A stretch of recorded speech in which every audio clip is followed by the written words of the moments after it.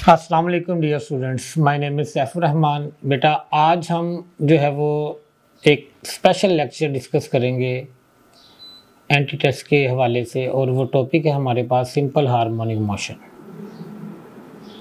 तो आइए टॉपिक की तरफ चलते हैं। टॉपिक देखिए, हमारे पास हमने basically characteristics of simple harmonic motion discuss करनी है, जैसे instantaneous displacement, amplitude, vibration, time period, frequency वगैरह।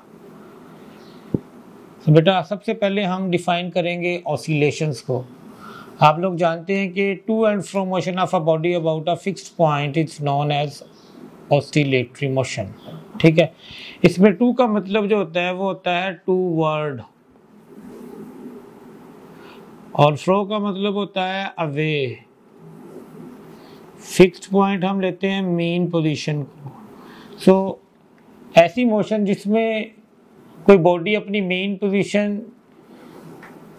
की तरफ और उससे अवे मूव करे बार बार, उसको हम कहते हैं कि ये ऑसिलेटरी मोशन है।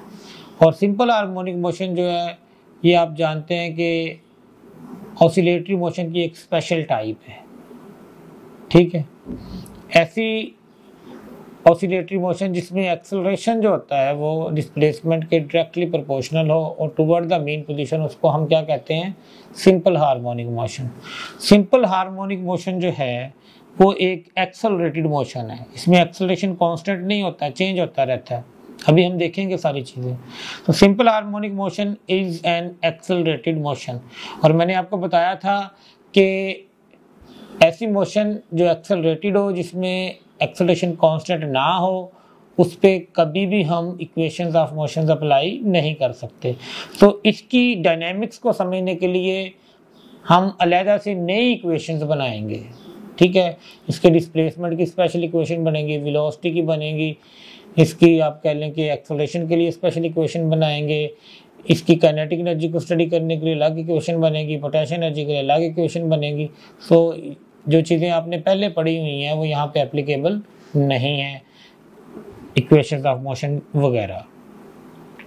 सो सिंपल हार्मोनिक मोशन एक ऐसी मोशन को कहते हैं आप जिसमें डिस्प्लेसमेंट और एक्सेलरेशन डायरेक्टली प्रोपोर्शनल होते हैं। ठीक है, तो a is proportional to minus x लिखा हुआ है जी। माइनस का क्या मतलब होगा अभी थोड़ी देर तक आप जान जाएंगे। आगे चलते हैं जी।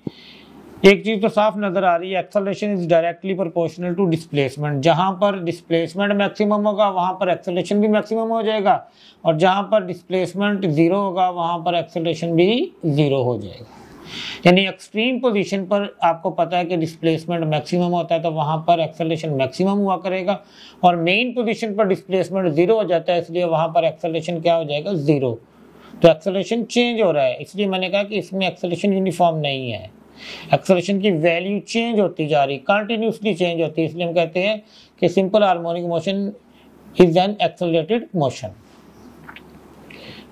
ए is always directed toward mean position. Acceleration जो है वो हमेशा टुवर्ड मीन पोजीशन होता है। बताइए ऐसा क्यों है?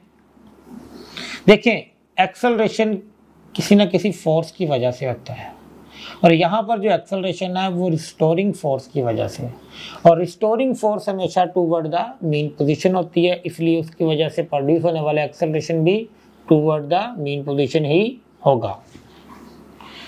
सो रीजन मैंने आपको बता दी, एफ आर यानी restoring force is always directed toward mean position. X is always directed toward extreme position. इस चीज को अंडरस्टैंड करना है मैंने। देखें बेटा, हम एग्जांपल ले लेते हैं कि जैसे ये एक पेंडुलम है। ठीक है जी, ये दो तीन पोजीशन ले लेते हैं इसकी। तो फर्ज करें कि ये जो पेंडुलम है कि इस ए पोजीशन से बी की तरफ आ रहा है ऐसे, तो बताएं इसके डिस्प्लेसमेंट की डायरेक्शन क्या होगी जी? ए टू बी होगी, बी टू ए होगी। क्या बोले आप? ए टू बी होगी कि बी टू ए होगी? ये बड़ा समझने वाला पॉइंट है। मैंने आपको जब चैप्टर पढ़ाया था फोर्स एंड मोशन का, तो वहाँ पे मैंने आपको डिस्प्लेसमेंट डिफाइन भी करके दिया था। Displacement is always directed from initial to final position, बताया था ना। Displacement is always directed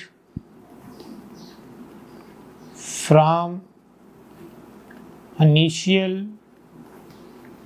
to final position. और मैंने आपको ये भी कहा था कि आगे जाके सिंपल हार्मोनिक मोशन में मैं आपसे इसके बारे में क्वेश्चन करूंगा, और ये भी कहा था कुछ बच्चे गलत आंसर दे देंगे, ठीक है ना। तो जो बच्चे ये आंसर ले रहे हैं फ्रॉम ए टू बी, वो गलत आंसर दे रहे हैं, क्योंकि सिंपल हार्मोनिक मोशन में हम इनिशियल पोजीशन जो है वो मेन पोजीशन को लेते हैं। ये हमारी इनिशियल पोजीशन है, ठीक है। सो ये हमेशा इनिशियल टू फाइनल होगा, यानी हमेशा टूवर्ड जो है वो एक्सट्रीम पोजीशन होगा। ये एक्सट्रीम पोजीशन है ना आपके पास, तो डिस्प्लेसमेंट हमेशा away from the main position होता है, इसलिए एक्सेलरेशन हमेशा toward the main position. Sir ऐसा क्यों है? ये देखिए माइनस का साइन यही तो बता रहा है कि डिस्प्लेसमेंट और एक्सेलरेशन एक दूसरे के ऑपोजिट होंगे, ठीक है। मैंने आपको अभी बताया भी है, समझाया भी है कि एक्सेलरेशन हमेशा टूवर्ड द मेन पोजीशन है। तो यहीं से समझ जाना चाहिए था कि डिस्प्लेसमेंट हमेशा away from the main position होगा, टूवर्ड द एक्सट्रीम पोजीशन होगा, ठीक है। सो बी टू ए वाला आंसर ठीक है जी। जी ये वही पॉइंट है जो हमने डिस्कस कर लिया। आगे चलते हैं। ये हमने एक एग्जांपल लिया सिंपल हार्मोनिक मोशन की, एक मैथ स्प्रिंग सिस्टम की। ये इसकी मेन पोजीशन है, ये इसकी एक्सट्रीम पोजीशन है, इसको O कह लें, इसको A कह लें, इस पोजीशन को B कह लें, ये भी एक्सट्रीम पोजीशन है। तो आप जानते हैं कि एक्सट्रीम पोजीशन पर अभी मैथ जो है वो आपने इसको रिलीज नहीं किया। मैथ स्प्रिंग सिस्टम जो है, बस जो ब्लॉक जो अभी आपके हाथ में, अभी ये आपने इसे छोड़ा नहीं है, ये चलना शुरू नहीं हुआ, तो यहाँ पे इसकी वेलोसिटी क्या होगी? जीरो। अगर वेलोसिटी जीरो होगी तो काइनेटिक एनर्जी क्या आएगी? जीरो। और इस वक्त इसका डिस्प्लेसमेंट मेन पोजीशन से मैक्सिमम है, तो एक्सेलरेशन क्या आएगा? मैक्सिमम। मैक्सिमम डिस्प्लेसमेंट की वजह से पोटेंशियल एनर्जी क्या होगी? मैक्सिमम होगी। तो यहाँ पर मेन पोजीशन पे जाके क्या हो जाएगा? मेन पोजीशन पे जब ये आप इसे यहाँ से फ्री करेंगे, छोड़ देंगे ब्लॉक को, तो ब्लॉक जो है वो तेजी से भागेगा पोजीशन O की तरफ। क्यों? क्योंकि रिस्टोरिंग फोर्स इसको लेके जा रही होगी टुवर्ड मेन पोजीशन, और ये एक्सेलरेट हो रहा होगा, स्पीड इसकी बढ़ रही होगी, बढ़ रही होगी, बढ़ रही होगी। लेकिन जब ये पॉइंट O पे पहुंचेगा तो इसका एक्सेलरेशन जीरो हो जाता है। सर वो क्यों? देखा आपने, स्पीड बढ़ी है, एक्सेलरेशन जीरो हो गया। क्यों बेटा? आपने पढ़ा था ना, A is proportional to minus x. Displacement zero हुआ तो एक्सेलरेशन क्या हो गया? जीरो हो गया। और जैसे जैसे ये मेन पोजीशन की तरफ आ रहा था, स्पीड इसकी बढ़ती जा रही थी, तो स्पीड इसकी मैक्सिमम हो चुकी है, एक्सेलरेशन इसका जीरो हो चुका है। ठीक है जी, याद रहेगा। स्पीड मैक्सिमम है तो काइनेटिक एनर्जी भी क्या होगी जी? मैक्सिमम होगी। ठीक है जी। और पोटेंशियल एनर्जी क्या आ जाएगी? फिर जीरो आ जाएगी, वो काइनेटिक एनर्जी के उलट चलनी होती है। तो ये चीज़ें आप जो है वो A वाली ही B पे शिफ्ट कर लीजिएगा। ये कुछ बेसिक चीज़ें हमने देखी। आगे चलते हैं। इंस्टेंटेनियस डिस्प्लेसमेंट निकालना during the motion at any instant. जो आप डिस्प्लेसमेंट होता है बॉडी का, वो इंस्टेंटेनियस डिस्प्लेसमेंट होता है। सो मैं आपको लिख के दे रहा हूँ फार्मूला। जब body mean to extreme position जा रही है, mean position to extreme position जा रही है, किधर से जा रही है? किधर जा रही है? मेन पोजीशन से किधर जा रही है? एक्सट्रीम पोजीशन पे जा रही है। किधर से जा रही है? मेन से। किस तरफ जा रही है? एक्सट्रीम पे। याद रहेगा। तो मैं आपको जो फार्मूला लिख के दे रहा हूँ, ये फार्मूला एप्लीकेबल सिर्फ तब होंगे जब बॉडी मूव कर रही हो from mean position to the extreme position. तो formula x is equal to x not sine theta. देखिए बेटा, थीटा को आप ओमेगा टी भी लिख लेते हैं, तो फार्मूला क्या बन जाएगा? x is equal to x not sine omega t. Omega को आप 2πf भी लिख लेते हैं तो आपके पास फार्मूला एक और बन जाएगा, x is equal to x not sine 2πf t। f जो होता है ये 1 टाइम पीरियड होता है, तो आप इसका एक और फार्मूला बना लें, जी। फार्मूला इसका क्या बन गया, x not sine 2π/t into t. तो ये चारों डिस्प्लेसमेंट के फार्मूलाज आप यूज कर सकते हैं जब बॉडी मीन टू एक्सट्रीम जा रही हो। सर अगर एक्सट्रीम टू मीन जा रही हो फिर क्या करें, तो बेटा साइन की जगह पे सिर्फ कॉज रख दें, मैं सारे नहीं लिखूंगा, बस आप एक लिख देता हूं, बाकी आप बना लें। एक्स is equal to x not cos theta हो जाएगा, बाकी आप बना सकते हैं। अच्छा, यहाँ पे एक्स नॉट क्या है, एम्पलीट्यूड है, मैक्सिमम डिस्प्लेसमेंट, ठीक है।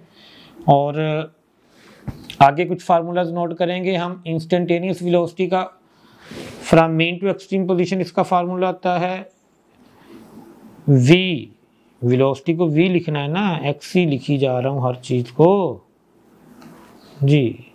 क्या फार्मूला होगा आपके पास, फिर एक्स लिख दिया, देखा कितनी आदत पड़ गई है एक्स लिख के, हमें इतने फार्मूला लिखवा लिया आपने मुझसे जी। तो v is equal to x not omega into cos theta. ये जो एक्स नॉट ओमेगा होता है इसको v नॉट बोलते हैं, मैक्सिमम वेलोसिटी, ठीक है। आप इसको एक्स नॉट अंडर रूट के ओवर एम की फॉर्म में भी लिख लेते हैं, ठीक है ना जी। तो अब इसकी भी फॉर्म्स बन जाएगी, वी नॉट कॉस थीटा हो गया ये, तो आगे आपने थीटा की जगह पे क्या लिखना है जी, ओमेगा टी। फिर आपने नेक्स्ट क्या लिखना है, ओमेगा की जगह पे 2πf इंटू टी। एफ की जगह पे लिखने के बाद आपके पास क्या बन जाएगा, कॉस 2π/t इंटू टी। तो ये सारे फार्मूलाज जो हैं ये इंस्टेंटेनियस वेलोसिटी के हैं जब body mean to extreme position जाती है। इसके अलावा भी आपने पढ़े हुए हैं formulas, v is equal to x not omega into 1 minus x square over x not square, पढ़ा हुआ है ना। अच्छा, फिर आपने एक्स नॉट को अगर अंदर ले जाए तो आपका फार्मूला क्या है, omega x not square minus x square, ये भी इसका फार्मूला है, ठीक है। तो ये सारे फार्मूलाज जो हैं वो v के हैं। और अगर extreme position to mean position जाएगा तो अब कॉस की जगह पे क्या आ जाएगा, साइन आ जाएगा, और तो कोई काम नया नहीं होने लगा। तो एक लिख देता हूं, बाकी आप लिख लीजिएगा, ठीक है जी। नेक्स्ट चलते हैं।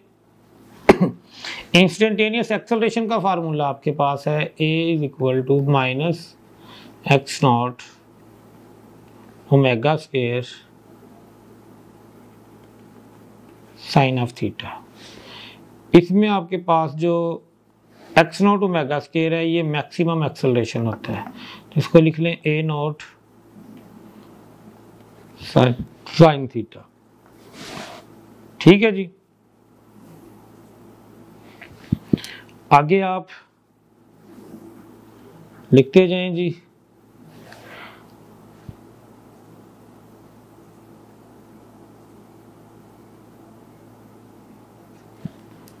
क्या आएगा आपके पास, a not sine omega t, फिर minus a not sine 2π/t, फिर minus a not sine 2π/t into t. अच्छा, वेरीफाई करें कि ये फार्मूला ठीक है कि नहीं। आप देखें, आपने एक फार्मूला पढ़ा a proportional to minus x, तो मैं इसको ज़रा वेरीफाई कर लूँ। a is equal to minus x not omega square sine of theta. इसको मैं ऐसे लिख सकता हूँ, माइनस ओमेगा स्क्वायर पहले और एक्स नॉट साइन थीटा बाद में। तो ये क्या था सर, ये x था, तो a equal to minus omega square x आ गया, और ये कांस्टेंट है तो आपके पास a proportional to minus x. जी बिल्कुल ठीक फार्मूला लिखें। एक्सट्रीम टू मीन पोजीशन अगर आप जाएंगे तो साइन की जगह पे क्या ले आएंगे, कॉस को ले आएंगे, ओके।